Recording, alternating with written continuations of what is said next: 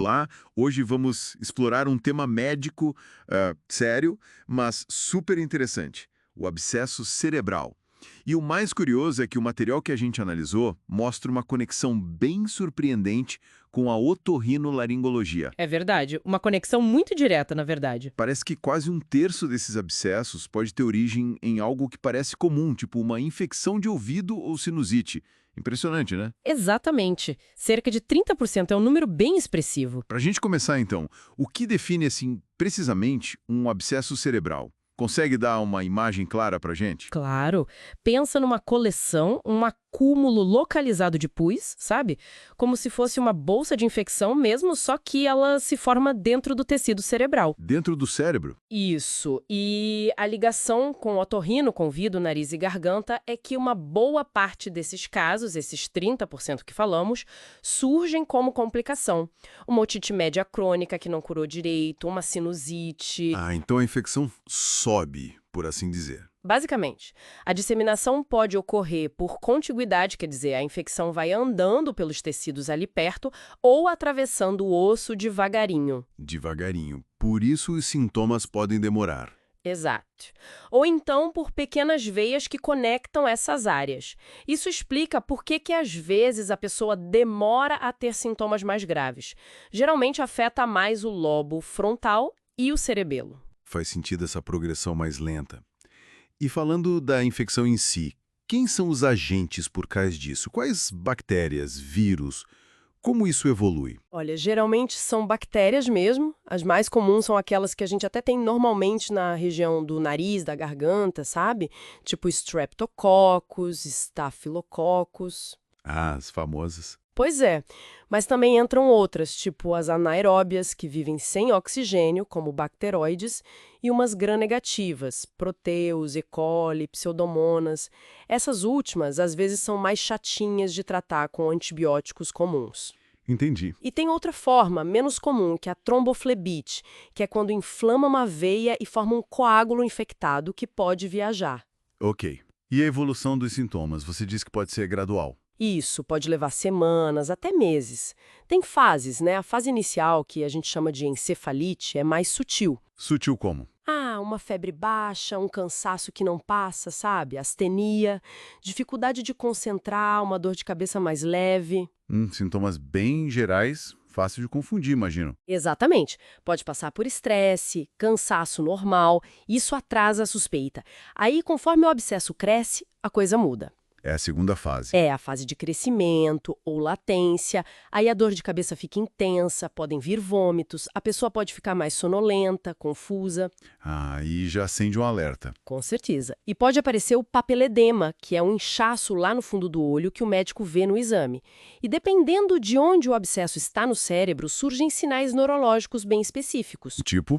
A fraqueza de um lado do corpo, dificuldade para falar, problema na visão, depende da área mesmo. Nossa, que escalada preocupante.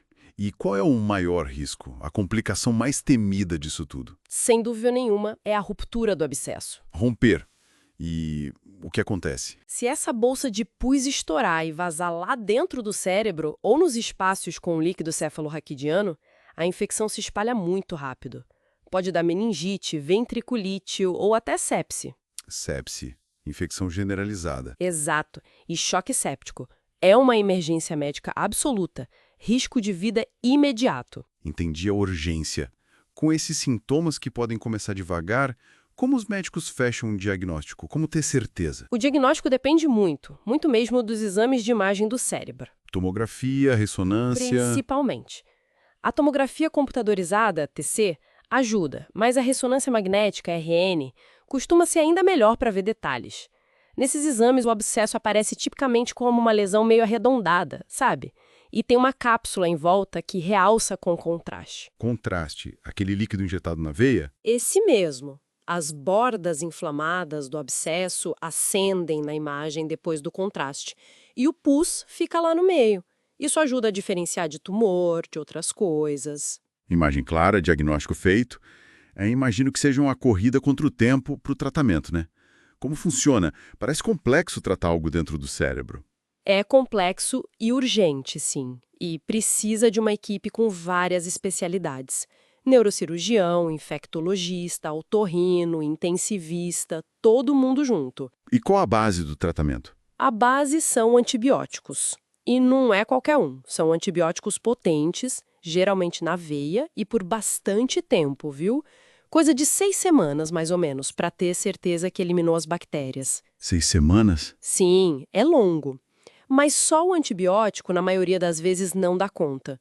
Quase sempre precisa drenar aquele pus. Drenar? Como? Cirurgia, pode ser. Tem a aspiração estereotáxica, que é menos invasiva. O médico usa a própria TC ou ressonância para guiar uma agulha bem fininha até o local exato e aspirar o pus. Parece alta tecnologia. É, sim. Ou, se o abscesso for muito grande ou em local complicado, aí pode precisar de cirurgia aberta mesmo.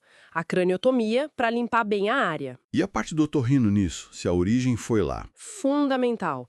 Se a causa foi uma otite crônica complicada, por exemplo, não adianta só tratar o cérebro, tem que ir na fonte.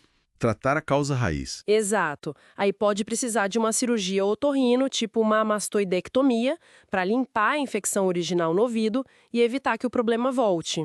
Entendi. Então, resumindo o que a gente conversou, é uma condição neurológica bem grave que pode surpreendentemente começar com infecções mais comuns de ouvido, nariz e garganta. Isso. Mas, felizmente, existem formas eficazes de diagnosticar com imagem e um tratamento que, apesar de complexo e precisar de várias especialidades, está bem definido. Perfeito, é isso. Apesar de ser assustador, né, pensar numa infecção no cérebro, a verdade é que com diagnóstico rápido e esse tratamento agressivo, coordenado, os resultados hoje em dia costumam ser bons na maioria dos casos. A medicina avançou bastante nisso. Que bom ouvir isso. Isso deixa a gente com uma reflexão final, né? Pensar como uma infecção que parecia localizada ali no ouvido ou nos seios da face pode ter uma consequência tão séria no cérebro. Pois é. Isso realmente reforça a importância de não ignorar infecções persistentes ou que demoram a responder ao tratamento comum, ali na região da cabeça e pescoço. Ficar